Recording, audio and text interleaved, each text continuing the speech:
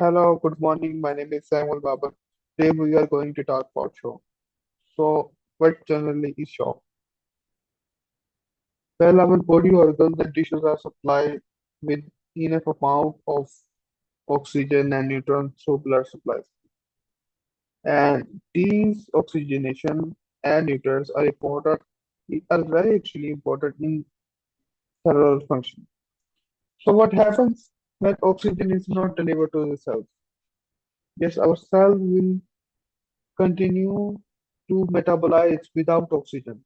This type of metabolism is called anaerobic respiration, anaerobic metabolism. So in anaerobic, I use the word anaerobic,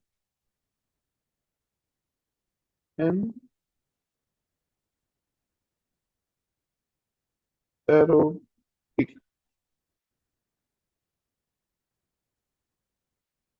anaerobic respiration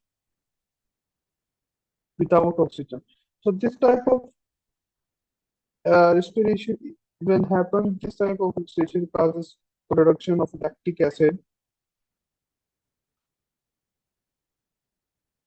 which causes death to the cell. So if cells of the organs are continuing to die, then eventually our organ will fail. So think of like that shock is uh, something we are delivering oxygen supply to oxygen supply nutrients and everything to organs to function. What happens if we are reducing its supply? Then it's called shock. So a special word that is normally used in shock is hypoperfusion. Hypoperfusion.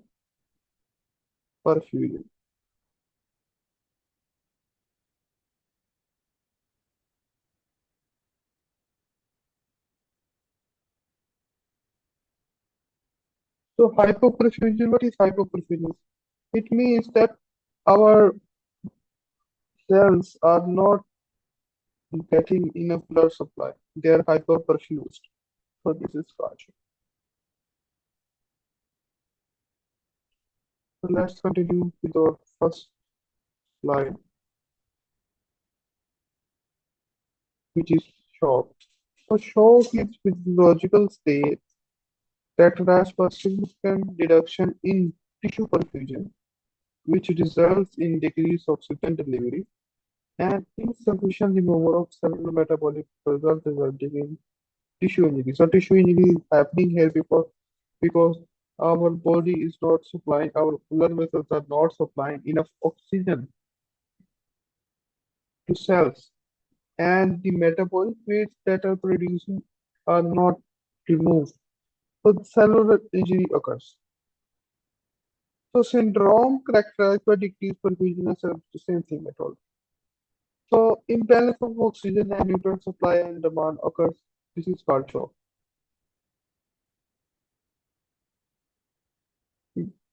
In further understanding, we say that there is systematic imbalance between oxygen supply and demand, which leads to cellular dysfunction and damage.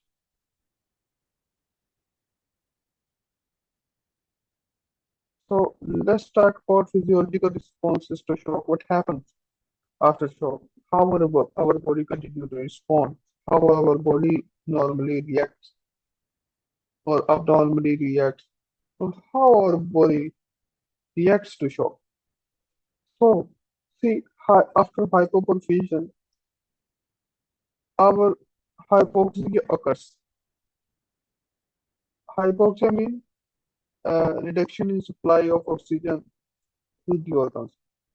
So after hypoxia, anaerobic cellular respiration occurs. So the cell is continue to respire without oxygen, which will produce lactic acid, and lactic acid accumulation causes lactic acidosis, which will lead to acidosis, and eventually cell death will occur. If cells are dying, then our organ will fail. One important thing is One another important thing is hypercoagulability.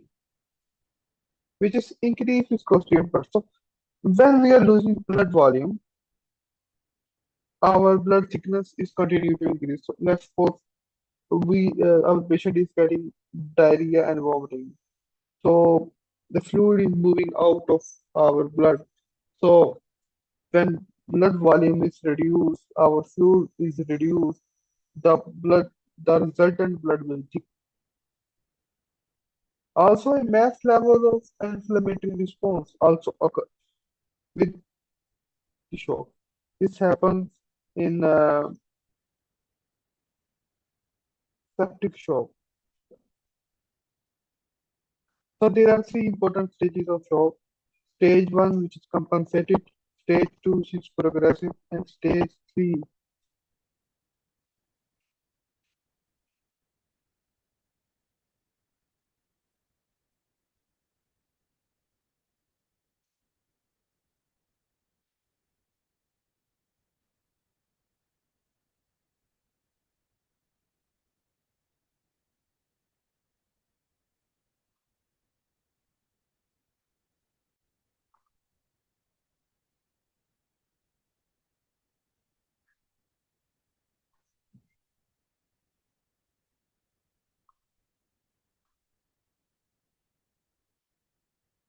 So these are the three stages of shock.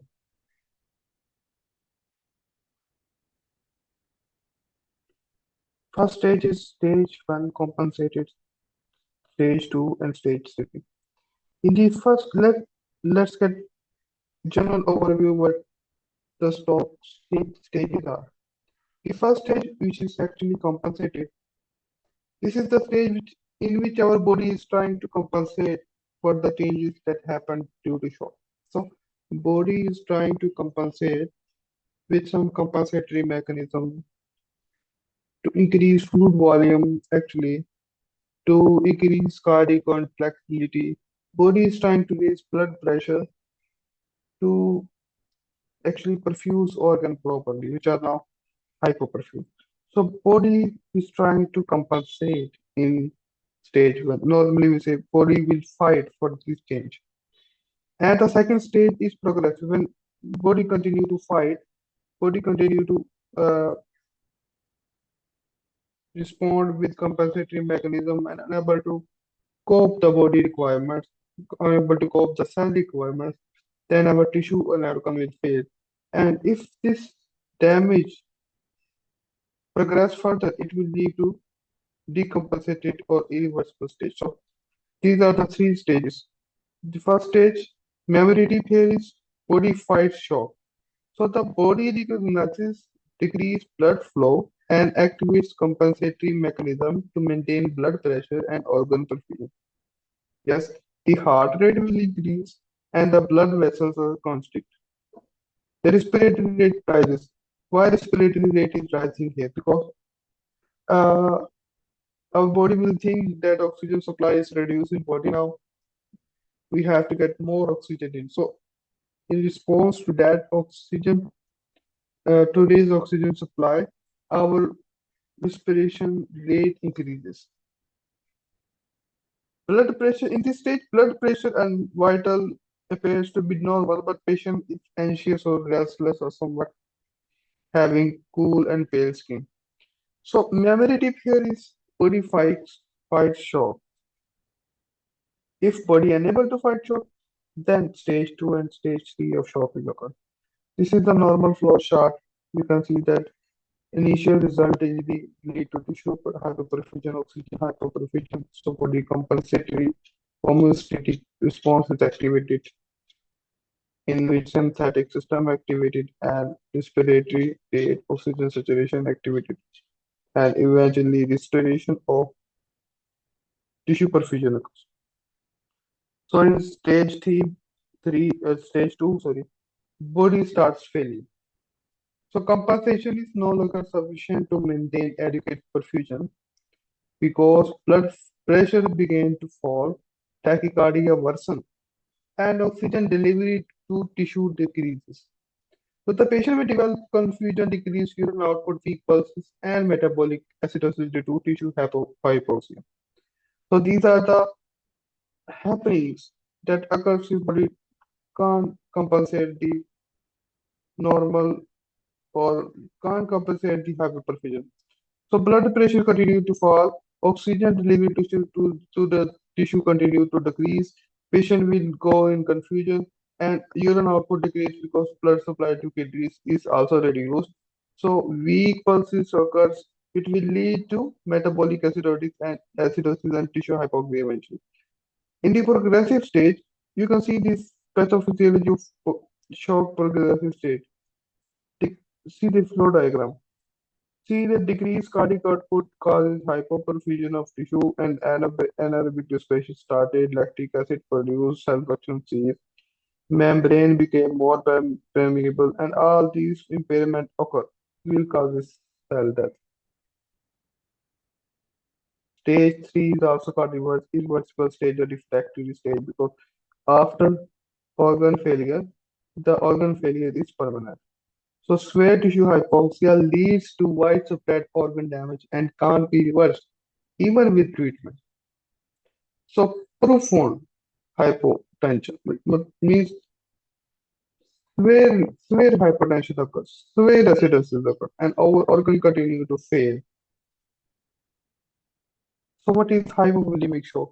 Normally, our intravascular system is maintaining intravascular volume is maintaining our blood by 15 to 30%. So if a person with 70 kg weight loses 70 to 500 ml of blood, then he will go in shock.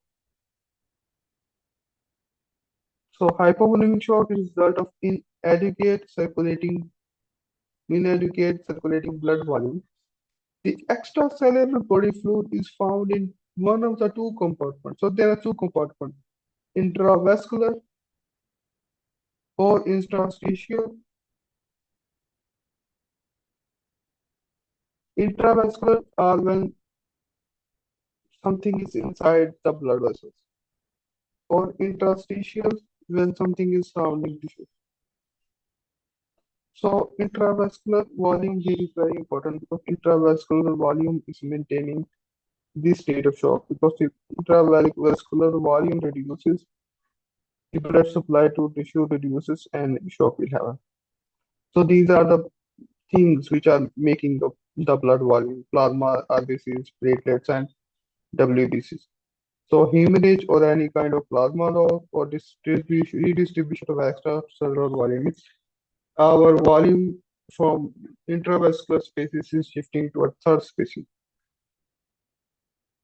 This is the normal pathophysiology of hypovolemic shock, which is same, almost same from every type of shock. See, decreased blood volume causes decreased venous return, the volume of blood which is returning to heart to help it pump more. Will decrease stroke volume. Stroke volume is amount of blood that left ventricle can pump with each beat. This causes cardiac output reduction and tissue hypoperfusion or decrease. These are the causes of hypovolemic shock. Some are the external causes, means we are losing fluid, or some are the internal causes, means fluids are continue to shift from intravascular spaces to third spaces. So trauma, surgery, vomiting, diarrhea, our fluid is moving out of the body. And hemorrhage, appendicitis, our fluid is shifting from intravascular spaces.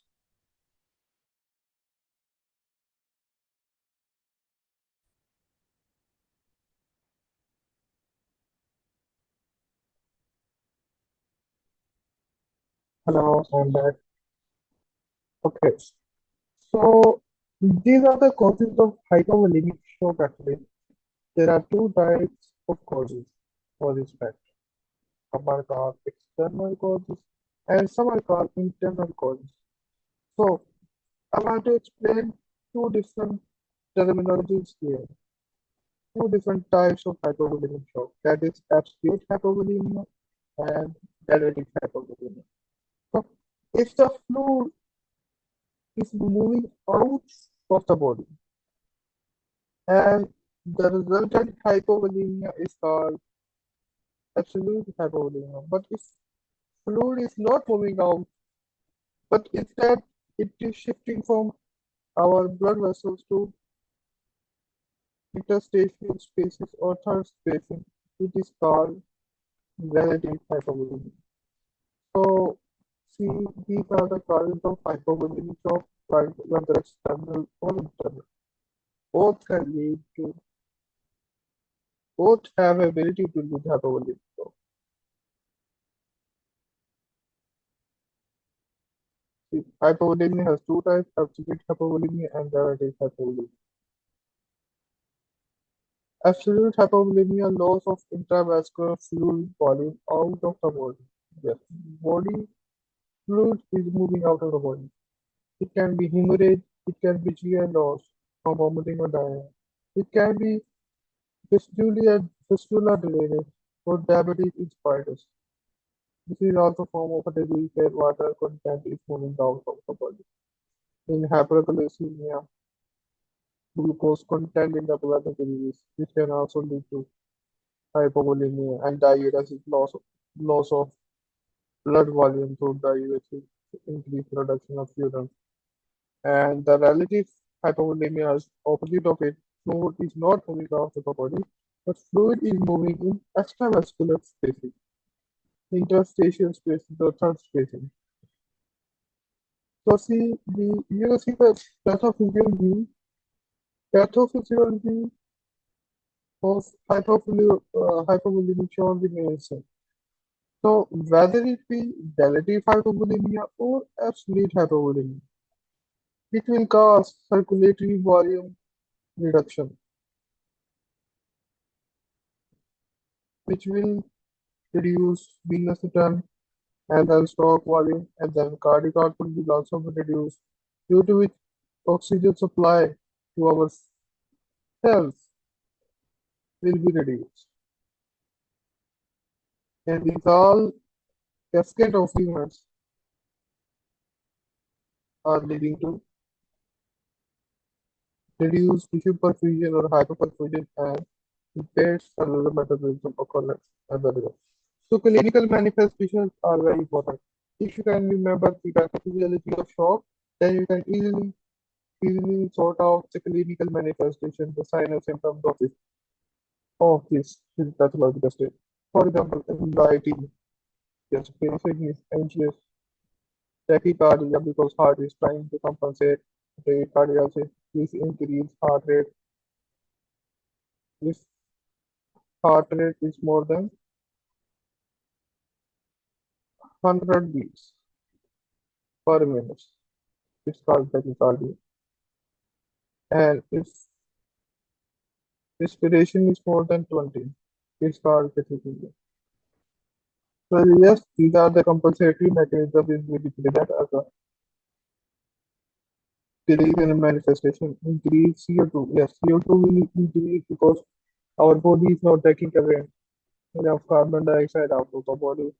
Stock volume is also reduced. Urine output will be also reduced because kidney is losing lots of amount of urine because blood is not moving. Enough blood is not moving in kidneys for filtration.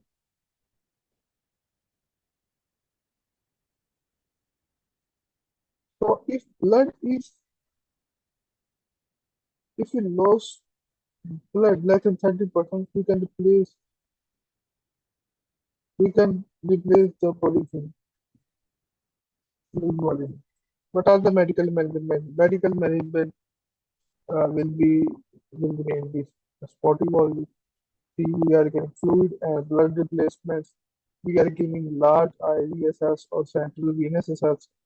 So we can give a sodium chloride, a normal saline, renal lactate, plasmids, standard such as MSL, blood transfusions, antibiotic therapy. If our shock region is septic, then giving antibiotic therapy is necessary. If pharmacological therapy includes radioactive medication, this medication can increase BP. Antiemetic to reduce vomiting, and antidiarrheal to reduce diarrhea. These work against vomiting and diarrhea, against vomiting, treating vomiting and diarrhea. Our nursing intervention means supportive. We are taking care of patient ABC, airway, breathing, and circulation. We are maintaining airway and oxygenation. We are maintaining the fluid volume. We are maintaining hemodynamic state such as BP, blood pressure, heart rate, pulse pressure, capillary lesion, everything that is related, that is telling us hemodynamic state of patient. Yes, we will check, assess, and control the cause. If we know the cause, which cause is actually causing shock, we can obliterate the cause and treat the patient. We are going to manage urine output because we will see improvement if you have to see if therapy is working. If urine output is increasing, so this will be indication that our therapy we are giving to a patient of shock is working. We are going to monitor labs. We have to check acidosis if patient acidotic stage is improving. We have to prevent complications. These are all the nursing intervention. Also, we have to position the patient. So, normally shock patients are given, especially hypovolemic patient are given Tendelberg solution with the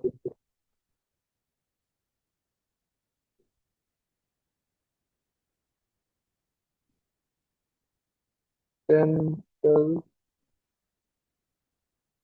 Tendelberg.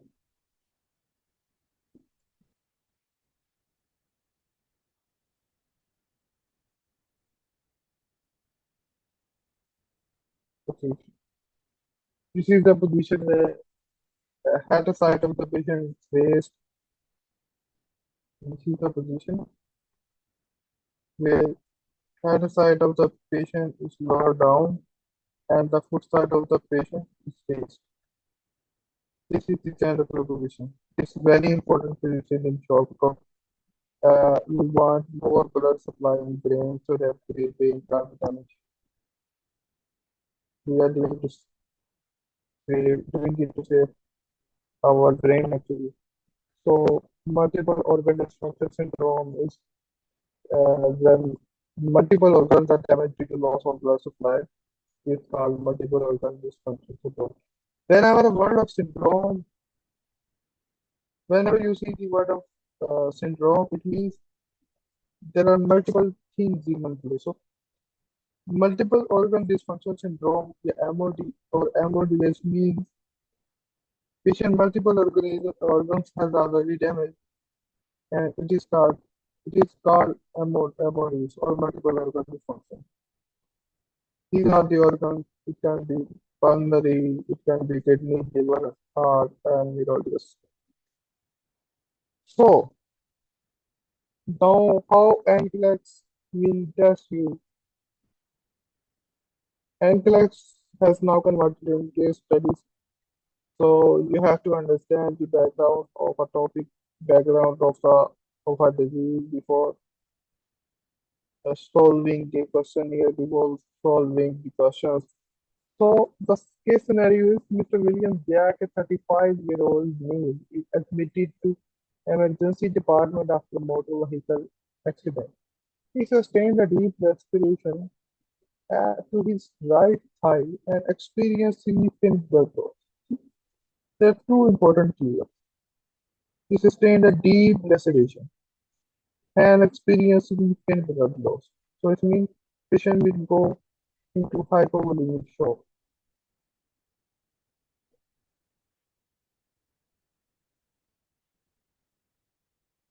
Patient is also appearing pale, anxious, and patient report dizziness and experience of thirst is reduced. When blood volume is reduced, our body sends a signal to hypothalamus uh, to reduce a stimulus that will cause us to uh, be thirsty and drink anything liquid. These are the suspect findings of this patient. His blood pressure dropped His heart rate increased, his respiratory rate increased, saturation dropped, and skin became smooth and clammy. Also, its urine output is reduced. This is a clear indication that patient is suffering from hypovolemic shock. As well as you can see hemoglobin also reduced. Patient lactate level is increasing, which means patient is going in acidic state. The healthcare provider also diagnosed it as a hypovolemic shock due to blood loss. So first question is, which assessment findings for the diagnosis of hypovolemic shock? Yes. From these options, of the options, which of the symptoms are supporting this diagnosis of hypovolemic shock? Yes, blood pressure is reduced, heart rate is increased, which is a clear indication that body is trying to compensate, as well as urine output reduced to 15 ml per hour, hemoglobin reduced, heart rate increased, skin became cooler. So all of the options are correct. We have seen that there is a select all the supply. We will select all the options. Second one is the nurse identified that the patient is experiencing hypovolemic shock. Which intervention should be implemented first? See, there are many interventions that doctor has already has described. We are going to give every four intervention. But the question is, which intervention we should have to implement first? So we have to choose first priority implementation. So while doing priority question, we have to keep in mind that we have to choose the intervention that can save patient life. See, administering pain medication can save patient life. You can administer it later. Obtaining a detailed health history, you can do it later. You can save patient life. Encouraging oral flow. Okay, patient is already is with his main condition.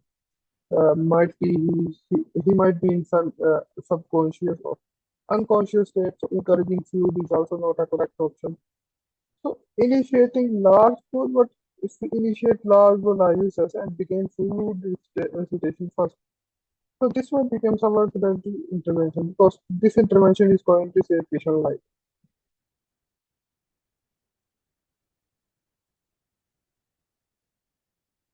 Last one is after giving intervention, which symptoms are saying that patient has improved. After receiving 2 liters of lactate filter solution and 2 units of disease, which finding indicate improvement in all patients. Patient BP is improved, patient heart rate is improved, patient urine output is improved from 15 ml per hour to 40 ml per hour. Patient is now oriented and alert. And the last one option is lactate level increased. So if lactate level is increasing, this is not an indication of patient improvement. Lactate level should decrease. So all our options are correct except the last